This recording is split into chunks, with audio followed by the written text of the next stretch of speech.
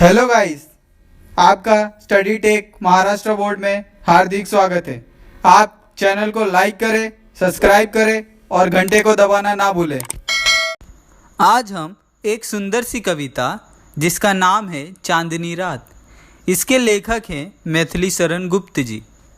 मैथिली शरण गुप्त जी, उनका परिचय इस प्रकार है। उनका जन्म 3 अगस्त 1886 चिरगांव झांसी में हुआ था। वह एक खड़ी बोली के महत्वपूर्ण कवि हैं। उनकी रचनाएं मानवीय संवेदनाओं, विशेषतः नारी के प्रति करुणा की भावना से ओतप्रोत है। उनकी कुछ प्रमुख कृतियाँ भी है।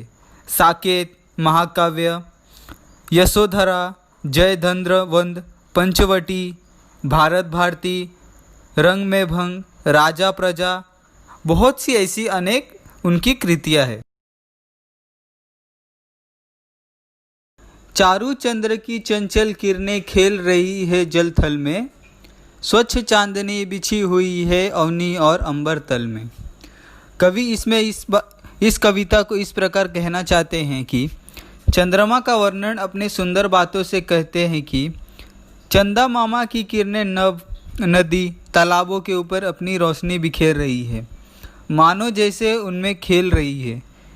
चांद की चांदनी ये चारों तरफ बिछ गई है। पुलक प्रकट करती है धरती हरित तृणों की नोकों से, मानो झूम रहे हैं तरु भी मंद पवन के झोंकों से। कवि अपनी पंक्तियों का वर्णन इस प्रकार करते हैं।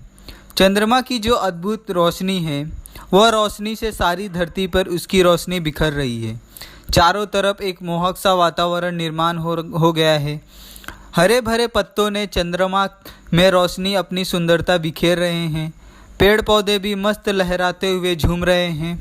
हल्की हल्की हवाओं के झोंकों से लहराते लहराते सुंदर चंद्रमा की व्याख्या कर रहे हैं। उनकी तीसरी पंक्ति इस प्रकार है। क्या ही स्वच्छ चांदनी है यह, क्या ही निस्तब्ध निशा, हे स्वच्छंद सुमंद गंध व निरानंद है कौन दिशा। इसका वर्णन कवि चंद्रमा की प्रशंसा करते नहीं थकते। वह उसकी स्वच्छ रोशनी जो धरती से आ रही है, इसकी व्याख्या निरंतर करते हैं। इसकी मनमोहक सी रोशनी में खो से जाते हैं।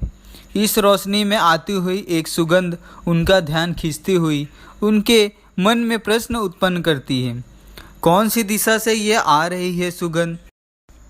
उनकी चौथी पंक्ति, बंद नहीं अब भी चलते हैं नियति नटी के कार्यकलाप, पर कितने एकांत भाव से, कितने शांत और चुपचाप। इसमें कवि अपनी कविता के चौथी पंक्ति की व्याख्या करते हुए बोलते हैं कि चंद्रमा में इस चंचल सी रोशनी में खोने के बाद भी अपने कार्यों को बंद नहीं करते और वह सतत चलते रहते हैं। बस कवि का यही मानना है कि सभी कार्य चंद्रमा की चांदनी में एकांत भाव से बैठकर अपने कार्यों को चुपचाप करते हुए चंद्रमा की रोशनी का आनंद ले रहे हैं। हे बिखेर देती है वसुंधरा मोती सबके सोने पर, रवि बटोर लेता है उनको सदा सवेरे होने पर। इसका अनुवाद इस प्रकार है। चंद्रमा के चंचल सी रोशनी में मोती भी अपनी चमक का दीदार कराते हैं, चारों तरफ मनमोहक सा वातावरण बनाते हैं। परंतु कवि भी जानते हैं सूर्य उदय होते ही यह सुंदर सी चमक सवेरा होते ही गायब सी हो जाती है। चंद्रमा की चमक गायब सी होने लगती है और विरामदायिनी अपनी संध्या को दे जाता है, शून्य श्याम तनु जिससे उसका नया रूप छलकता है। इसका अनुवाद कवि इस प्रकार करते हैं कि चंद्रमा की रोशनी हटते ही कवि को एक अलग सा आभास होने लगता है। कवि को लगता है कि चंद्रमा की रोशनी ना होने पर अलग सा लगता है। जैसे जैसे संध्या की तरफ समय बीतता है, वैसे वैसे नए रूप का आभास होता है। पंचवटी की छाया में है सुंदर पण कुटीर बना, उसके सम्मुख स्वच्छ शिला पर धीर वीर निर्भीक माना। इसमें कवि इसका वर्णन इस प्रकार करते हैं।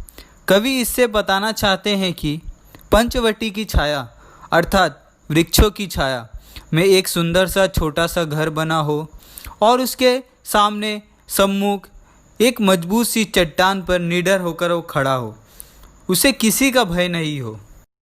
जाग रहा ये कौन धनुर्धर, जबकि भुवन पर सोता है भोगी कुसुमायुध योगी सा बना दृष्टिगत होता है। कवि अपनी आखिरी पंक्ति को कहते हुए बोलते हैं कि आखिरी पंक्ति में ये कहते हैं, यदि कवि का वीर तीरंदाज जग रहा है, जिस समय सब सो रहे हैं, उस समय इसे देख मन में संगीत का आभास होता है। उसके कोमल वचनों को, उसके कोमल शरीर को, उसको देखते ही मनमोहक सा मन हो जाता है।